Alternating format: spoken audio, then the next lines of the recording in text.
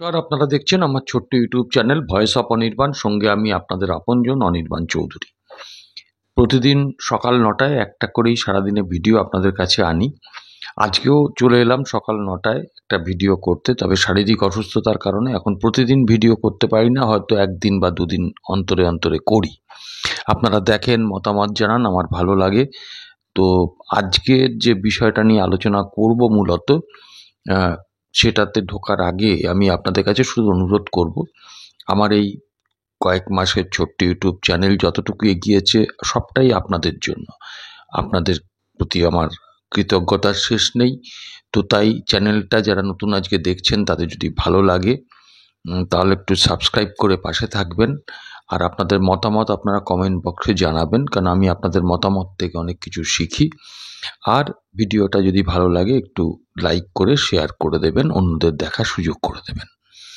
দেখুন, বিষয়টা হলো যে গতকাল সিবিআইয়ের তৃতীয় চার্জশিটে শিক্ষা সংক্রান্ত দুর্নীতির ব্যাপারে, বিশেষ করে প্রাইমারি, সেখানে জনৈক অভিষেক ব্যানার্জির নাম পাওয়া গেছে। আর সেইটা পাওয়া যেতে গতকাল মিডিয়া পুরো একেবারে তোলপাড় হয়ে গেছে। মানে একেবারে ঘোষক ঘোষিকারা শিরা ফুলিয়ে চিৎকার শুরু করেছেন, যেন সেই Vasco da Gama eureka eureka বলে চিৎকার যেমন করেছিলেন দেশ আবিষ্কারের সময়, অনেকটা সেই রকম স্টাইলে। এবং বিরোধী দল, বিশেষ করে বিজেপির পক্ষ থেকে বলা হয়েছে যে এই তো সেটিং বলা হচ্ছিল, তো সে সব ভ্রান্ত ধারণা। এটা প্রমাণ হয়ে গেল যে সিবিআই কিন্তু নাম দিয়েছে অভিষেক বন্দ্যোপাধ্যায়ের।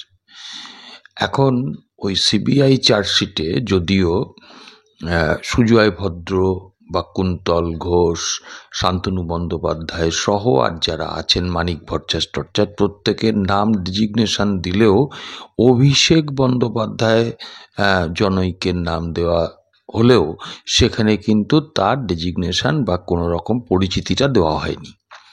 এখন প্রেক্ষিতটা দেখলে দেখা যাবে যে সিবিআই সঠিক কাজই করেছে। কারণ গত 17 সালে সুজয় কৃষ্ণর বাড়িতে একটি মিটিং হয়, যেখানে শান্তনু, কুন্তল, সুজয় কৃষ্ণ ভদ্রের মধ্যে আলোচনা হয়। এবং সেখানে শান্তনু তার একটা টেনিয়াকে নিয়ে গিয়েছিল, সমস্ত বক্তব্যটা অডিও রেকর্ড করেন এবং তিনি করে সেটা পরবর্তীকালে মোবাইল থেকে ল্যাপটপে ট্রান্সফার করেন।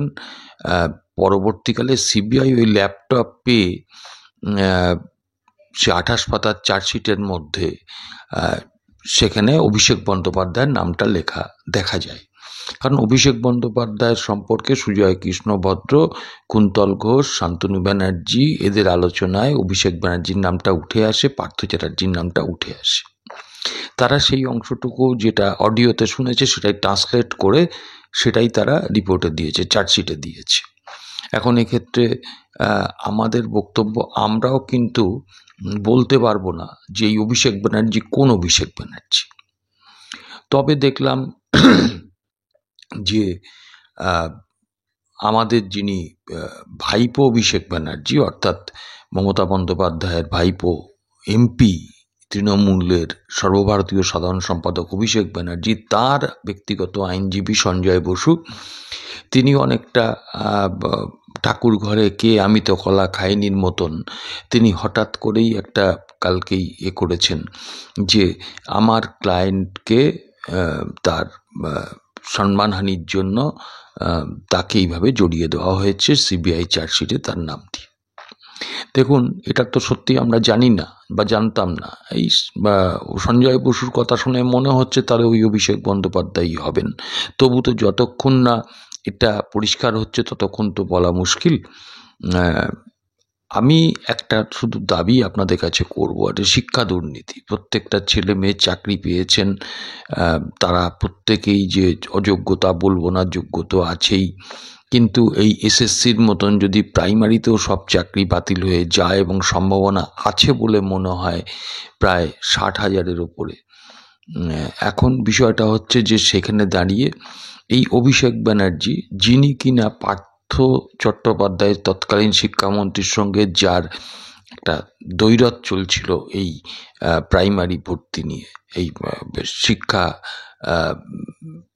শিক্ষক নিয়োগ নিয়ে, তাহলে সেই যিনি পার্থ চ্যাটার্জির মতন একজন সেকেন্ড মন্ত্রিসভার সেকেন্ড ম্যানের সঙ্গে ঝামেলায় লিপ্ত হন, তিনি প্রভাবশালী অবশ্যই।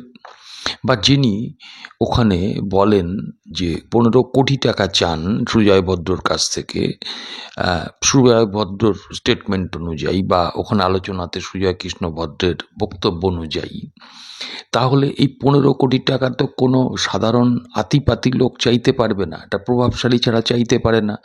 আবার সুজয় কৃষ্ণ ভদ্র যখন বলেছেন যে এটা তো সম্ভব নয়, তারা 6.5 লাখ টাকা করে দিয়ে চাকরি পেয়েছেন, তখন নাকি ওই জনৈক অভিষেক ব্যানার্জি বলেছেন যে তাহলে যারা অবৈধভাবে চাকরি পেয়েছে তাদের নিয়োগ বন্ধ করে দেবো, তাদেরকে গ্রেপ্তার করাবো, তাদেরকে দূরে পোস্টিং করাবো। তা এইসব কথা প্রভাবশালী ছাড়া তো কেউ বলতে পারেন না। তাই আমি এইটুকু বলি যে প্রভাবশালী অভিষেক ব্যানার্জি কে, আমরা কারোর নাম বলতে চাই না, বা সেক্ষেত্রে সিবিআই তার সঙ্গে কি এই জনৈক অভিষেক ব্যানার্জির ভাসুর বান্ধবের সম্পর্ক, কেন অভিষেক ব্যানার্জি ওই জনৈক অভিষেক ব্যানার্জিকে কাস্টডিতে এনে জেরা করা হবে না, কেন তার আইনজীবীকে, যিনি যে আইনজীবী বলেছেন সে আইনজীবীকে কেন ডাকা হচ্ছে না, কেন আজকে এই জিনিসটা ফেলে রাখা হয়েছে। আর বিজেপি উল্লসিত হয়েছে। আমি বিজেপিকে বলি যে অনুপ হাজরাকে, যার ডাক নাম বোধহয় চিনু, তাপস রায় যখন জয়েন করলে, তাপস রায়ের হাত ধরে তিনি বিজেপিতে জয়েন করেছিলেন তৃণমূল থেকে, সেই অনুপ হাজরার নামেও তো কোটি কোটি টাকা এই শিক্ষক দুর্নীতি, টেট দুর্নীতিতে তার নাম জড়িয়েছে, সিবিআই চার্জশিটে রয়েছে। আপনারা কোন মুখে এ কথা বলেন? আজকে তাকেও গ্রেপ্তার করা হলো না, চার্জশিট দেওয়া হলো। তাই অবিলম্বে এই শিক্ষক দুর্নীতির প্রশ্নে আমার এই ছোট্ট ইউটিউব চ্যানেল থেকে আমি দাবি করছি যে কোন অভিষেক ব্যানার্জি আমরা জানি না, যে অভিষেক ব্যানার্জি হোক, সিবিআই যখন চার্জশিটে এই নামটা দিয়েছে তখন সেই অভিষেক ব্যানার্জিকে খুঁজে বের করে তার কাছ থেকে জেরা করে মানুষের সামনে প্রকাশিত হোক। ওই আরজি করের কেসের মতন যাতে সিবিআই এই কেসটাকে ধামাচাপা দিয়ে পালাতে না পারে, তার জন্য সিবিআইয়ের ওপরে জনগণের চাপটা দেওয়া দরকার।